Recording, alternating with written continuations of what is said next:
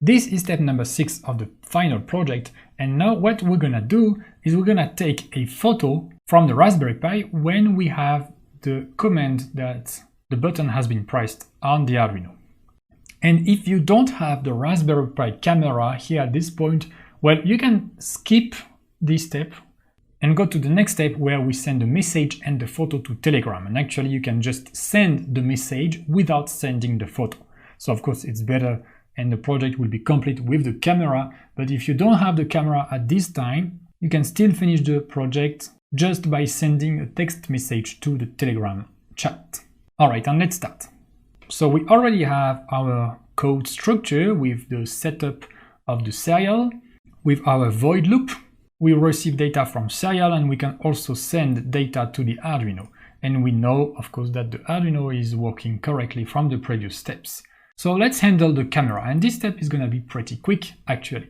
Let's create a new, and I'm just gonna start here and save it as intercom step 6.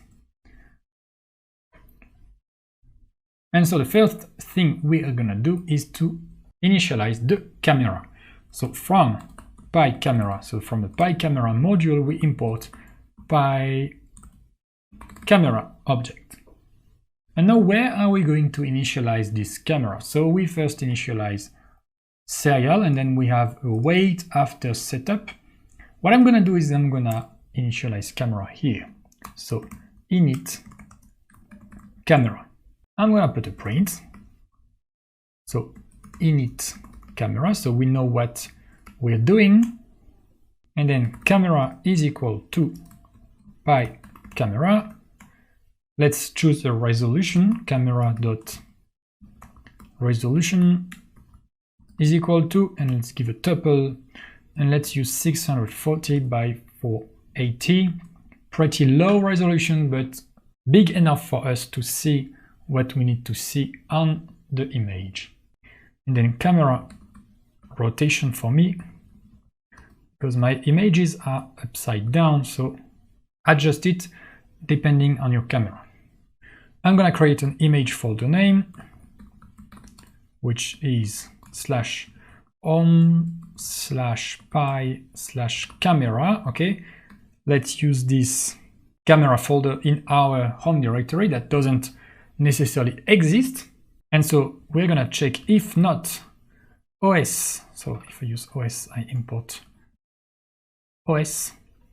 If not os.path.exists, so if this folder doesn't exist, we create it, os.mkdir image folder name. And then we're gonna create an image file name for the photos we're gonna take, which is the folder name plus, so here we give the complete path. Let's name it door camera.jpg. Okay, let's try to give a more meaningful name than just image. And after that, we can say print camera. Okay. And then, well, we need to wait for at least 2 seconds so the camera can adjust to the luminosity of the room. But as we are waiting for 3 seconds here already for the serial, this is okay. So the time.sleep will be useful for both the serial and the camera.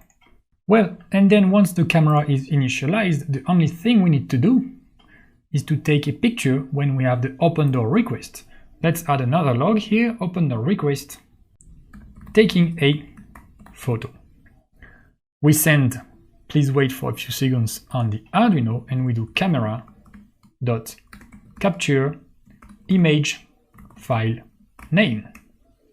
Okay, let's try this code. So code is still running on the Arduino. I can see main loop is starting. Let's open file manager here. And I'm gonna open the camera folder. Let's clear everything I have for now here. And I'm gonna press on the push button. And you can see we have open door request taking a photo, and we have a new photo here. I'm gonna open it. And well, that's working. If I press on the push button again, let's do something else. You can see taking a photo and we have another photo.